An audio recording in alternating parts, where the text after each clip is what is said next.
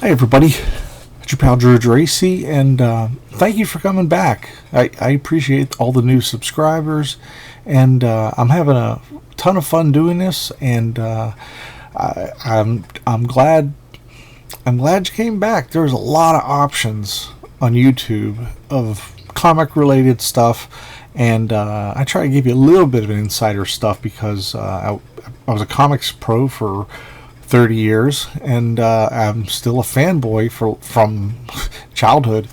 Well, I'm going to start off with the Defenders. Now, after about, a year and a half of navel-gazing stories with the Headmen, which, in looking back on it, I love it. I have the Marvel Masterworks. I reread that story, that story arc at least once a year.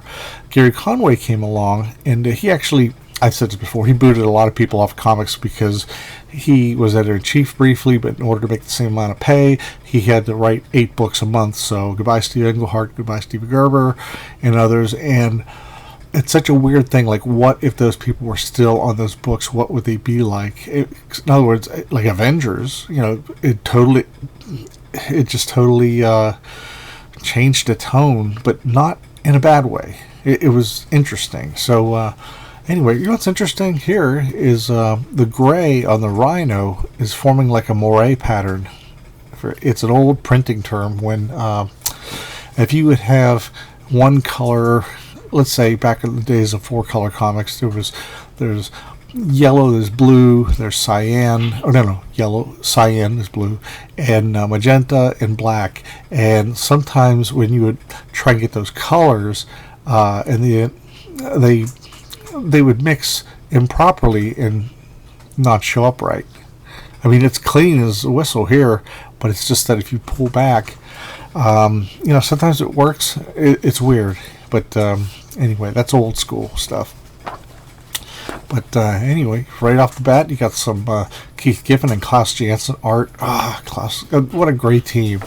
I mean, I was already a fan of Giffen's because, I don't know, he just came out of the chute like really, really having a lot of fun, and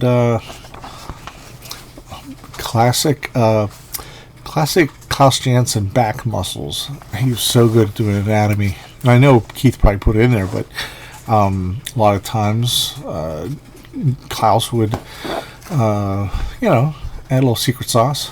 So there's Solar, who fought Captain America way back when, and he's this giant figure, and Hulk's all pissed off, but pal, you're as smart as a donkey's armpit. And it's the Rhino, the baddest bruiser of them all. Arr. Really cool stuff. So it's kind of neat to see them cut loose after all those years of like not much going on. Great follow through. A lot of those narrow panels, people, especially when Image came along, people bullshitted a lot, like, only having like a face here, but filling up a quarter of the page. I'm like, okay, that's done. So here's Valkyrie. And she goes to help Nighthawk. I just love this stuff. There's Egghead. And all the detail on the Rhino there. A lot of words here, but you know what? There's a lot going on, and he puts it in one page and then moves on from there. So it's only, like I said, if the words keep things moving, that's great. A friggin' Cobalt, man. I love that character. I love that design. The original was like this dollar store version of Iron Man, and admittedly so by the creator of the armor. Herb Trimpe redesigned him in a issue of Hulk like 2 years prior to this, and he's gonna blow up. And I like Luke Cage coming along. He was actually getting paid like on retainer because he was hero for hire, and I didn't have a problem with that. But I can understand why that would be like a short-term situation because, let's say they're together 10 years, and it's like, hey, this guy's the only one making change, So anyway. Fun. I picked this up at random, and it's embossed. I really like it. It's really neat. It was $2.95, but I got it for $1. at Dave's Comic Shop. I was curious. This is Vance Astro. He was in the blue and white suit for forever because he was 1,000 years old, and if he got out of this exposed, if he was exposed to air, he would crumble to dust. And then around issue, I don't know what, in the late teens or issue 20, he managed to get out and be intact, and he had this headband and this long jacket and stuff like that, Major Victory, and I found it to be pretty corny. And I really didn't buy a reissue of Guardians of the Galaxy because Jim Valentino did a great job bringing them back, but his art was extremely rushed. I mean, there was like pages that looked like it took like 2 hours to do. And actually, the book got better after he left. And I'm not trying to bash on Valentino because he's done some really nice stuff. And his old, the Aardvark Vanaheim stuff he did was pretty cool when he did the book called Valentino. And this new team, well, not new team, these guys finished off the series, I think. Mike Gallagher is the writer, Kevin West, the artist. He's also the guy who did the last issue of the Captain America story with Kevin Maguire. There was 4 square-bound issues, Steve Montano. So, let's see, who's that at the desk? Lanier Bruce. I've never heard that. That's the assistant to Craig Anderson. And, and this guy, he has like that shorthand Ron Lim style.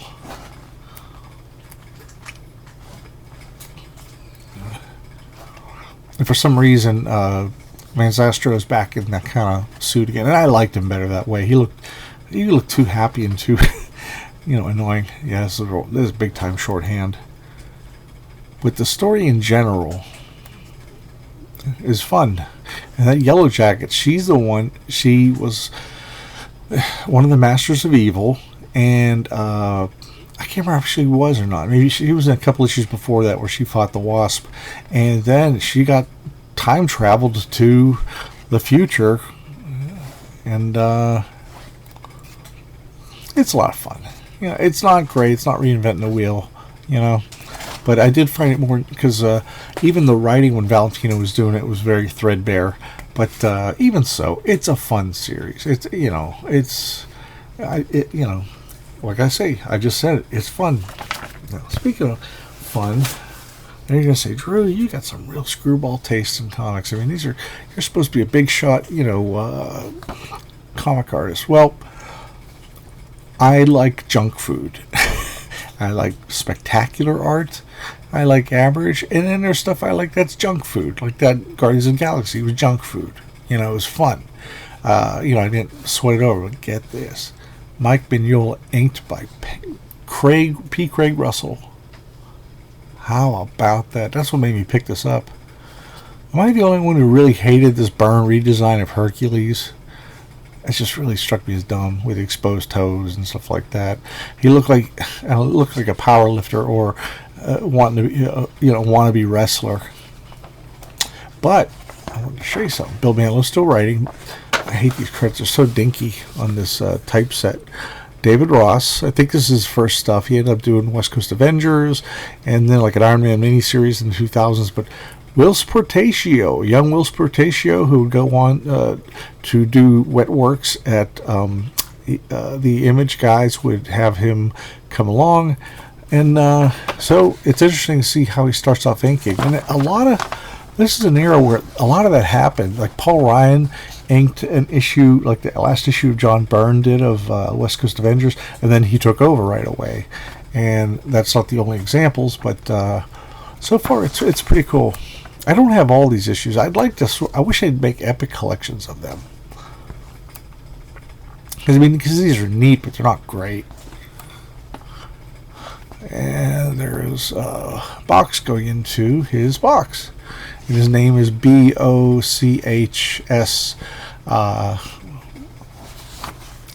Little play on words from John Byrne. But there's just some cool stuff going on here. Really neat.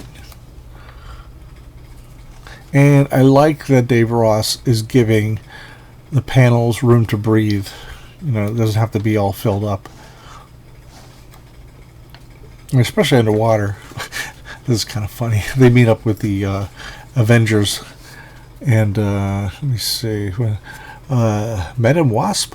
Yes, Namor told us it. Asked the aid of Alpha Flight as well as the Avengers. Hello, Herc. My name's Box. You are the Black Knight. You, Shaman. I have done as you bade, my prince. Your past crimes are forgiven, Vera. Good to see you, neighbor. And you, little Puck. Watch it, old friend. It's been a long day. It's like, jeez. It's like, I mean, Namor was beside himself with joy. Now he's bummed out because it's a long story. But it continues into Avengers 272, and it's a really good starter. I mean, you got to warm things up. It's fun. Okay, see, concluded in 272. So, good stuff, good stuff. I don't have all the issues of Alpha Flight. Just like, there's certain ones I just like. And here we go, baby. Legends of Dark Knight number 24 by Howard Chaykin, writer, Gil Kane, sole artist.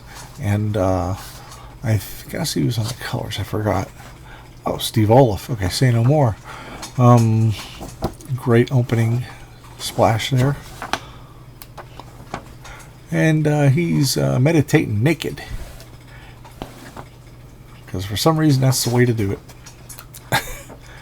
I would find it extremely uncomfortable, actually. So he's doing all those great Gil Kane does. That's a beautiful page. Wouldn't you love that hanging up on your wall? And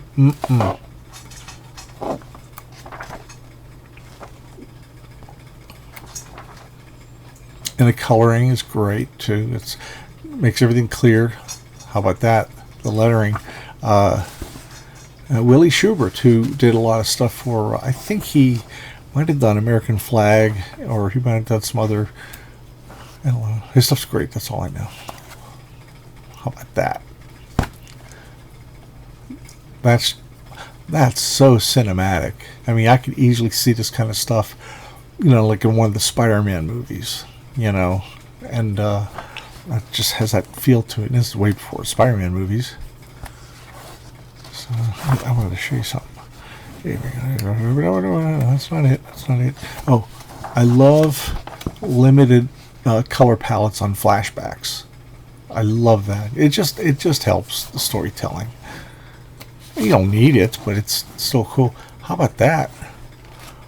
How about that kind of tech? I like the knees the most, but he learned to do some Kirby type stuff, but yet this kind of this kind of robot, android, whatever you call it, it has a whole different look than most you'd see in the comics. Everyone's either swiping Kirby or they're just doing the old 1950s movies version. So now we go to the Human Torch Fortune miniseries, and this came out after he got recovered from in that John Byrne episode that I had that a lot of people really liked. I got a lot of views on it, and I really appreciate it.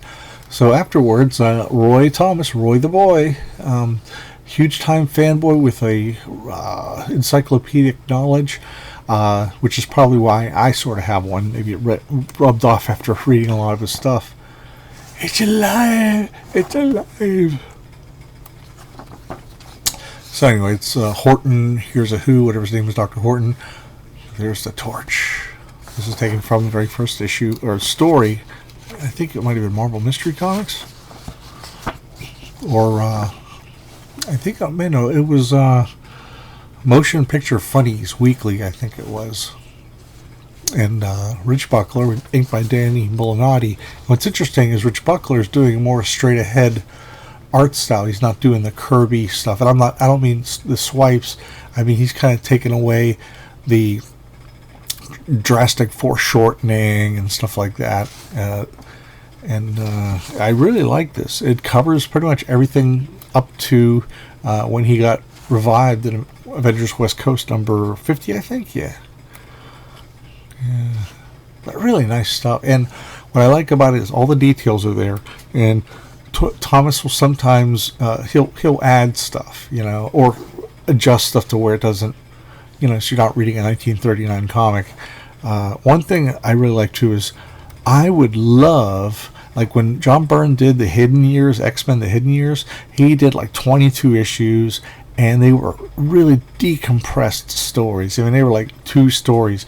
But in my, as silly as it is, I would have loved to have seen Roy Thomas do X-Men number 67 to 93 in real time. Like, like what books would come out in 71, 72, and, the Beast would leave early, and, and then later on they had their old costumes.